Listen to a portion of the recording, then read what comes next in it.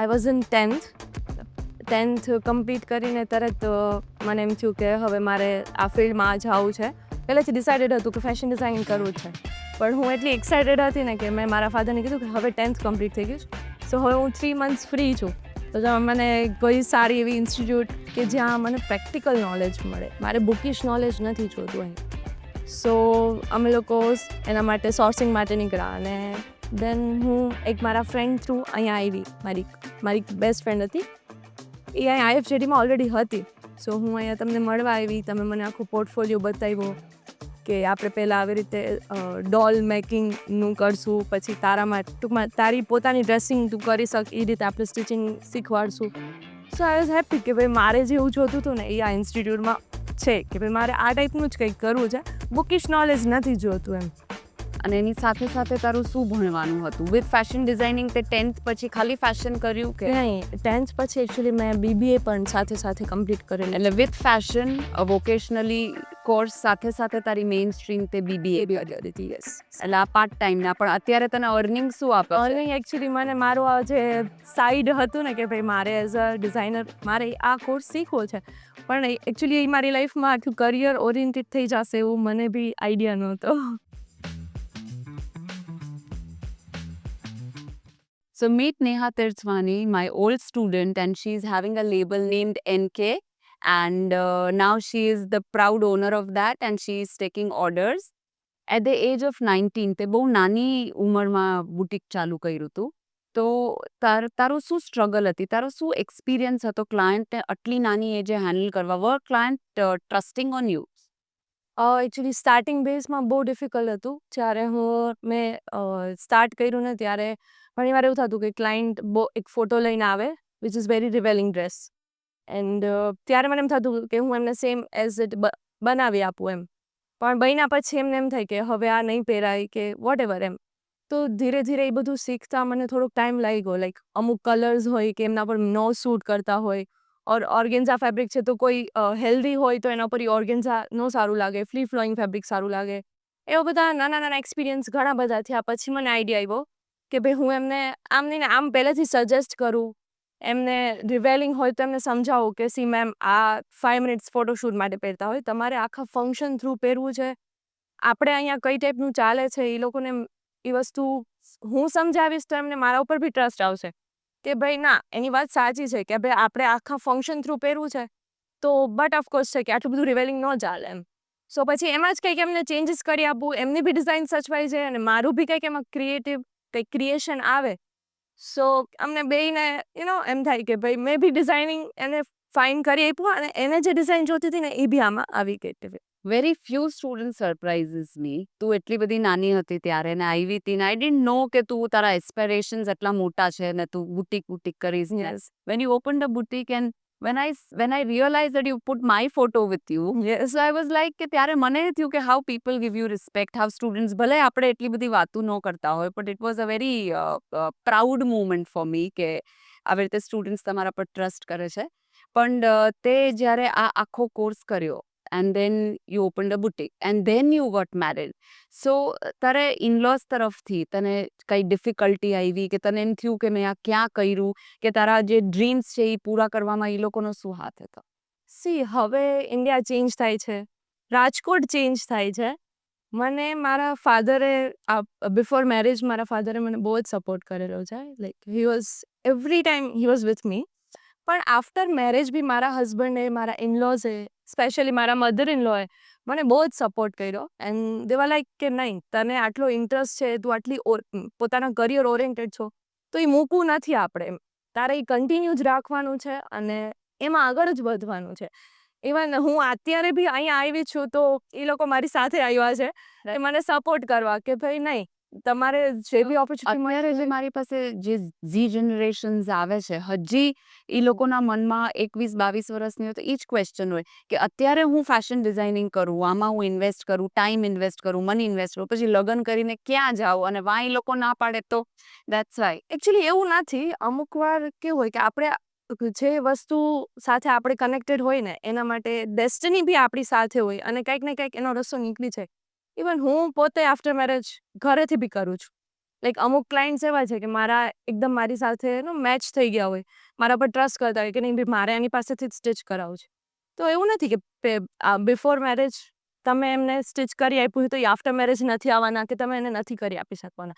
Like આખા દિવસમાં તમે 2-3 અવર્સ તો સ્પેશિયલી એ વસ્તુ માટે તમારા માટે કે તમારા પેશન માટે કાઢી જ શકવાના છો. સો એવા સાવ પીપલ નથી રાજકોટમાં.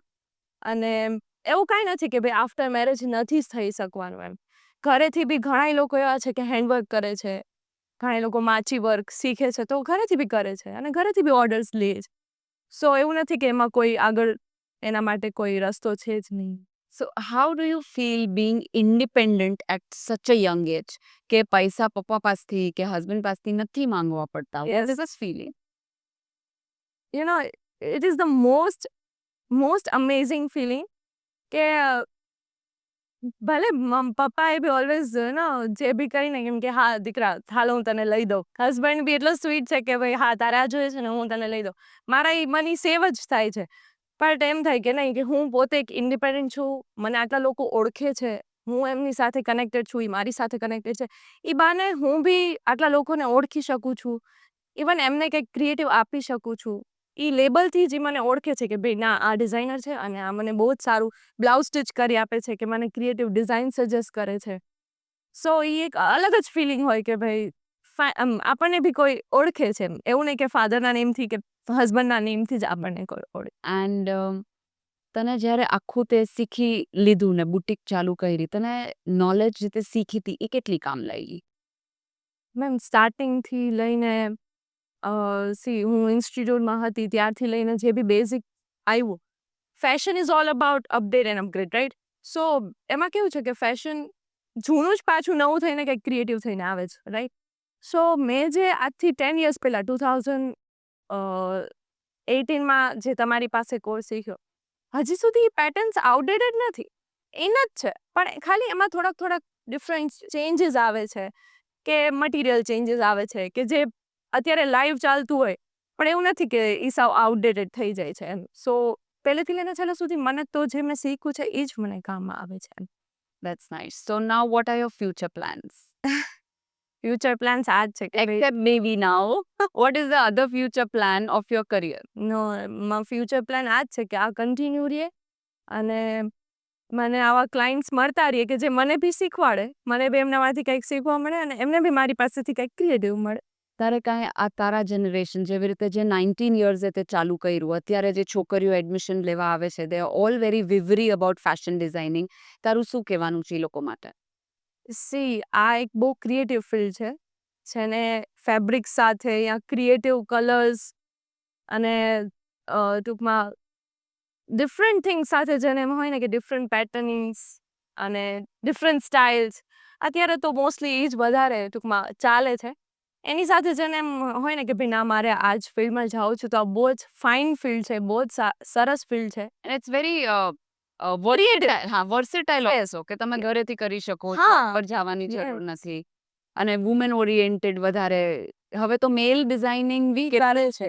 ઇન છે. People don't wear non designer. Yes. So actually મારું બી કેવું છે કે ભણવાની સાથે સાથે આ કોર્સ થઈ શકે તો તમારે આ ફેશન ડિઝાઇનિંગ ઓફકોર્સ મેં તો 19 યર્સ જ્યારે ટૂંકમાં હું અહીંયા ઇન્સ્ટિટ્યૂટમાં આવી જોઈન થઈ, મારું સાથે સાથે બીબીએ ચાલુ જ હતું અને મેં આ ક્રિએટિવ કોર્સ સારું થયું કર્યું અને એ જ મને આજે કામ આવે છે. સો એવું નથી કે આ કોર્સ આ કોર્સ બહુ જ ક્રિએટિવ છે ને જેને આ ટાઈપનું ક્રિએશન ગમતું હોય એના માટે આ બેસ્ટ કોર્સ. ને હા, તારે જે ક્લાયન્ટ્સ તે હેન્ડલ કર્યા એમાં તારે કોઈ એવો અનુભવ શેર કરવો છે જેમાં તને બહુ જ ડિઝાઇનિંગમાં મજા આવી હોય કે તને બહુ મજા ન આવી હોય, તારા પ્રોફેશનનો કંઈ એક્સપિરિયન્સ તારે જો શેર કરવો હોય તો? મારી પાસે એક ક્લાયન્ટ હતું, પોરબંદરથી આવેલું હતું. ત્યારે હું અહીંયા જ મારા બુટીકે હતી અને એમણે મારું ઇન્સ્ટા ઉપર સર્વ કરેલું હતું. સો શી કેમ અને ઓલરેડી એને ટ્રસ્ટ હતો, એને મારી ડિઝાઇન્સ ને બધું સર્વ કરેલું હતું અને એ આવી મારી પાસે અને ફેબ્રિક લઈને આવી હતી પ્લેન. સો એણે મને એમ કીધું કે મેમ મારે આવી રીતે ઓકેશન છે અને મારે કંઈક અલગ જોઈએ છે પણ હું તમારી સાથે ડિસ્કસ નહીં કરું, તમે તમારી રીતે મને જે બી સારું મારા ઉપર સૂટ થાય ને એવું તમે મને કરી આપજો. સો મને કારણ કે એવું તો મારી પાસે કોઈ ક્લાયન્ટ આવ્યું જ નહોતું કે જેની ફરમાઈશ જ ન હોય. સો મને એમ થયું કે આને મારા ઉપર કેટલો ટ્રસ્ટ હશે કે આ મને જે બનાવી આપશે ને બેસ્ટ જ હશે. એ મારી સૌથી સ્વીટેસ્ટ કસ્ટમર છે.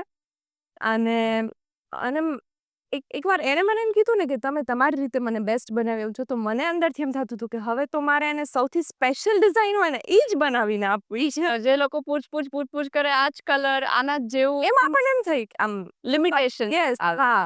અને એણે તો મને જ કહી દીધું કે મેમ તમને જે સારું લાગે ને મારા ઉપર એ તમે મને બનાવી આપજો. સો આઈ વોઝ સો હેપી કે આમાં તો મારે જ ક્રિએટિવ બધું કરવાનું છે. Happy. Yes she was absolutely happy. Even એના થ્રુ પછી બી મને ઘણા બધા કસ્ટમર આવ્યા, લાઈક એની ભાભી આવી, એની નણંદ આવી, એમણે બી મારી પાસેથી કરાવ્યું, પણ એનું સ્પેશિયલી મને કરવામાં બહુ મજા આવી. નાઇસ. સો તે ફેશન શોમાં બી પાર્ટ લીધો છે, તો what is the memory of your fashion show કે તે કયા ગાર્મેન્ટમાં પાર્ટ લીધો તો? I think block print. આપણે ગુજરાતી ગરબા બી કરાવ્યા હતા ત્યારે show Navratri. Yes Navrangi Navratri block prints ઉપર આપણે ભુજ ગયા હતા. અને ત્યાં તમારી સાથે જ મેમ અમે લોકોએ બધી બ્લોક પ્રિન્ટ્સ સિલેક્ટ કરી હતી. ઇવન અમને તો પ્રિન્ટિંગ કરવાનો બી ચાન્સ મળ્યો હતો. અને ત્યારે જ આપણે ફેબ્રિક ડાઇંગ કરાવ્યું, પ્રિન્ટ્સ કરાવી, અને એવી રીતે આખું ક્રિએટિવ મોડલ્સ માટે આખા આપણે ગાર્મેન્ટ્સ ડિઝાઇન કર્યા હતા. બહુ મજા આવી. બહુ જ સૌથી સ્પેશિયલ રાઉન્ડ હતો, અને ફ્લોર ઉપર બી એકદમ સ્પેશિયલ એનું એન્ટ્રી થઈ હતી. રાઈટ. સો થેન્ક્સ નેહા, તારી સાથે બહુ બધી સારી મેમરીઝ છે IFJDની. થેન્ક્સ છે ટાઈમ કાઢ્યો અને અહીંયા તું આવી તારો ફેશનનો અનુભવ કહેવા માટે. Thank you so much.